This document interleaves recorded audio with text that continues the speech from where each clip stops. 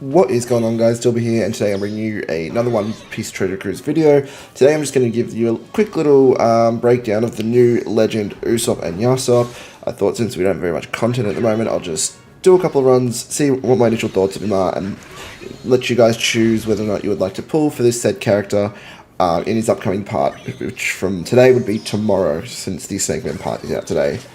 So his captain ability is he boosts shooter and free spirit characters' attack by 5.25 and their HP by 1.3. Makes Psy and Quick slots have matching slot effects and boosts chance of landing on set slots.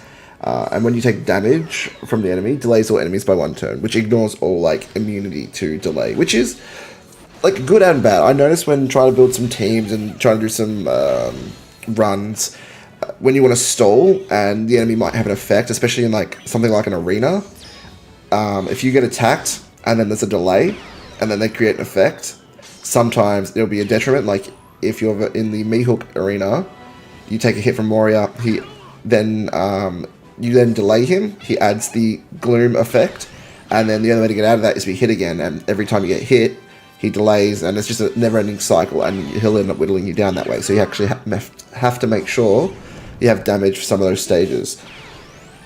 His special boosts shooter and free spirit characters' base attack by 1250 for 1 turn and boosts damage dealt to delayed enemies for 2.25 for 1 turn. If they're already delayed enemies, extends the delay by 1 turn and then delays all enemies by 1 turn regardless. And becomes Usopp and Yasopp for 3 turns. Okay, so that's not bad. It gives more stats to your shooter characters and delays, and gives a delay conditional boost, which is pretty good on a 14 turn cooldown, which is alright. He also has a switch effect, which applies the minus 15%, so basically it's a minus 15% resistance to shooter and free spirit, which is very, very good. I love this effect. It actually really does help when it comes to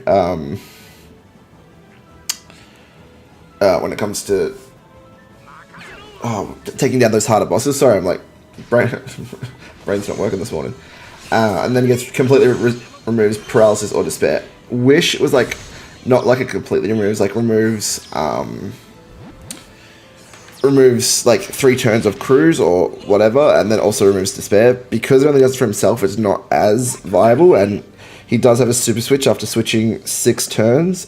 That 15% becomes a 30% shooter and free spirit resistance to all enemies for 1 turn, and changes their slot and then their adjacent slots with the super switch to their own, and then the normal completely resists despair and paralysis. Do I think they're a good unit? Yes, I think they're a very, very good unit for shooters. But I don't see them being used as a captain very often, as you're seeing now. Not now, but as you saw in the previous clip, I used Ben Beckman and Lucky Roo friend captain because they're just such a better shooter captain. I think these guys will be an invaluable sub. Like, they're gonna be so useful. But I think primarily, yes, you'll be using him as a sub on free spirit and shooter teams, rather than being the main captain, the main damage dealer of your crew. The fact that he has Barrier Pen also really assists with Ben Beckman and Lucky Roo because of their captain and this Super Dive effect. If you hit perfects going through, it gets rid of barrier, threshold, and percent damage reduction. Not barrier, it gets rid of defense up, percent damage reduction, and threshold. Anyway, that's about all I've got to say about these guys. If you guys think they're a really cool unit, Part 3 is coming up.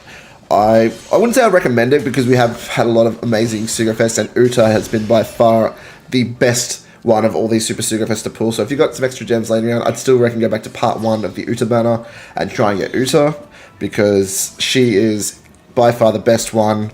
But these guys are pretty good as well. If you're going to do some pulls on Part 1 of this banner, that's with the chance to get Luffy as well, because he is an awesome character. These guys are not Super Sugar Fest, so you don't have to worry about waiting for events for them to come around. They'll be in just the generic Sugar Fest pools, so if that's what you're worried about, don't stress, they'll be around, and they're a pretty good unit. Should be happy if you pulled them, and I can see them really helping out shooters going forward.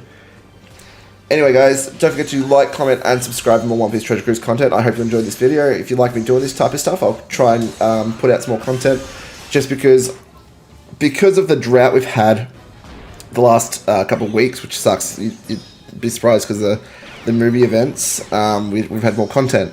But because of those kinds of droughts, I might try and do something like this, like my lore playlist. Just whenever I get a new unit or I'm enjoying a unit, I might try and showcase them. If that's something you guys would like, please leave a comment down below. Anyway, I've rambled on enough. Don't forget to, I've already said all that stuff, so yeah, peace out.